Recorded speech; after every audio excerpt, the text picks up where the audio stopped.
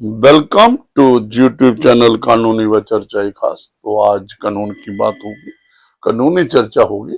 तो ये टॉपिक हमारा रहेगा जो सेक्शन 53, आपको आइडिया होगा, जो इंडियन पिनल कोड की थी पहले, जो it was related to punishment, जो सेक्शन 53, तो उसमें डिफरेंट जो पनिशमेंट प्रोवाइड की गई है।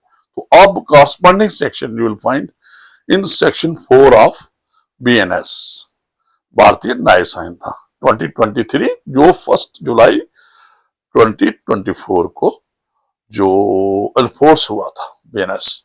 तो जो इंडियन पिनल कोड था वो रिपील हो गया था। तो लेकिन ये जो इसके साथ ही एक जजमेंट डिस्कस करेंगे। कौन सी जजमेंट है? Hemraj versus state of Himachal Pradesh. तो इसको जो जस्टिस जो बेंच था सुप्रीम कोर्ट ऑफ इंडिया ने, ये था प्रशांत कुमार मिश्रा और उनके साथ से जस्टिस एनबी अंजारिया। तो ये सुप्रीम कोर्ट के पास मैटर क्या था? बड़ा इंटरेस्टिंग मैटर।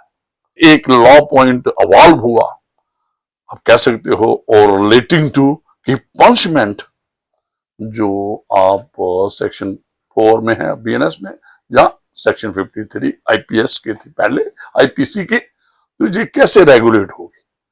तो एक केस आया तो जिसमें ट्रायल कोर्ट ने पनिशमेंट दी थी पहले, उसको मॉडिफाई किया। मैं बड़ा क्रक्स में शॉर्ट में बात करूंगा।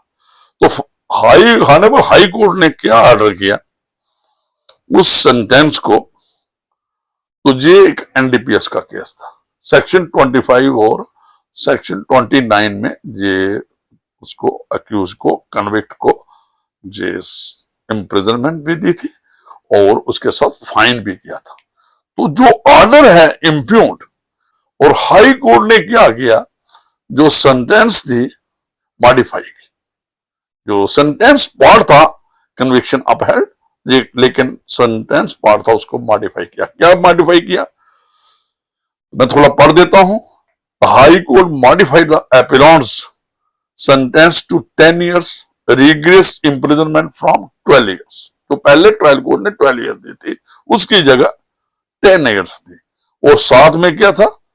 विद 1.20 लाख, 1,20,000 जो आपके फाइन किया फॉर ईच ऑफेंस। दोनों ऑफेंस में दोनों सजाएं जे, क्योंकि सेक्शंस जो ऑफेंसेस थे 25 और 29 एनडीपीएस के थे। लेकिन सजा को भी, ये बड़ा इंपॉर्टेंट पॉइंट है, ये रेगुलेट जो जिसको कैसे समझना है, कैसे है कि उन्होंने ऑर्डर किया था ट्रायल कोर्ट ने और हाई कोर्ट ने भी, कि ये कंकरेंट चलेंगे।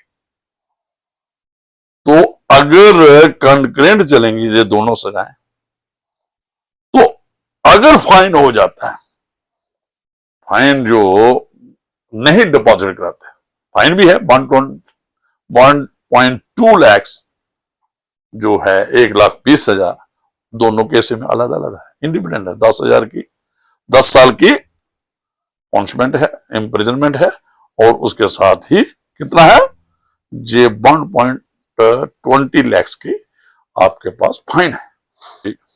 जब फाइन डिपॉजिट नहीं करेगा तो इन डिफॉल्ट ऑफ फाइन कितनी पनिशमेंट है? पनिशमेंट कितनी आएगी? 1 साल एडिशनल।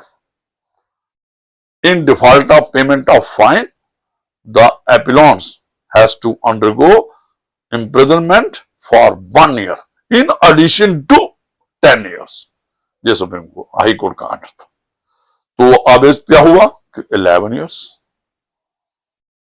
तो 11, लेकिन कंकरेंट चलने थे दोनों। अगर डिफॉल्ट में जो फाइन का डिफॉल्ट था, अगर वो करता, फाइन नहीं डिपॉजिट होता, तो 1 year एडिशनल पनिशमेंट करनी थी। दोनों केसेस में हुआ यहां पे है। तो इस केस में एपिलॉन्ट ने, एक्यूज ने, कन्विक्ट ने 11 year कंप्लीट कर लिए थे। जहां पे क्वेश्चन आया कि नहीं, उसको 12 year करने हैं। फाइन जो है उसमें कंकरेंट की बात नहीं। तो उन्होंने कहा, सुप्रीम कोर्ट ऑफ इंडिया ने कहा कि यार, अगर सेंटेंस को भी आप ये क्या करते हो, कंकरेंट चलाते हो, तो जो 53 है इंडियन पिनल कोड की जो पनिशमेंट के रिलेटेड है, तो उसमें फाइन भी एक पनिशमेंट है। No doubt it was additional, और एडिशनल का डिफॉल्ट आप दे रहे हो 1 ईयर, तो और कंकरेंट चला रहे हो 10 के साथ, जब अब फाइन है तो 1 साल आएगा इन डिफॉल्ट, तो 1 ईयर उसने कर दिया, तो दूसरा का भी कंकरेंट है तो 1 साल उसी के साथ चलेगा जो डिफॉल्ट वाला है। तो उन्होंने तो अदरवाइज यहां पे बात हुई थी नहीं 12 ईयर्स, जो फाइन में कोई वो वाली बात नहीं, तो फाइन का दोनों का कंकरेंट नहीं चल सकता, कंजक्टिवली चलना है। तो कंजक्टिवली बात नहीं मानी सुप्रीम कोर्ट ऑफ इंडिया ने, तो मैं थोड़ा पढ़ूंगा। तो ये क्या आया, additionally 1 year's imprisonment was directed in event of default of payment of fine. The appellant had already completed 11 years of imprisonment covering both his substantive कितनी थी 10 sentence and the period of default of imprisonment for non payment of fine कितनी थी 1 year, तो 11 हो गए complete.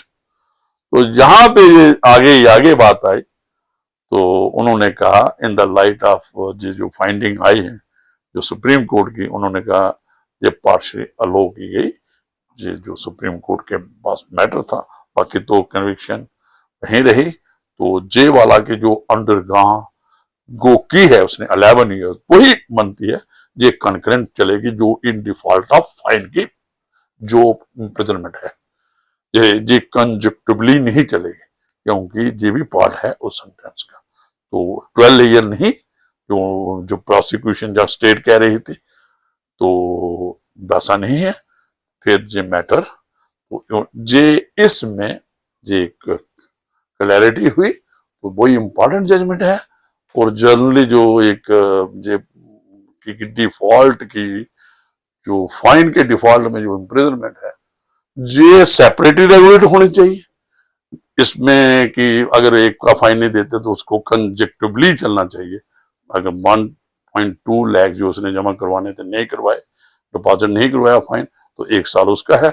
दूसरे point भाई अगर उन्होंने कहा कि अगर एक लॉजिक इसमें इन्वॉल्व है, तो उसने कहा कि फेयरनेस है इसमें बात में।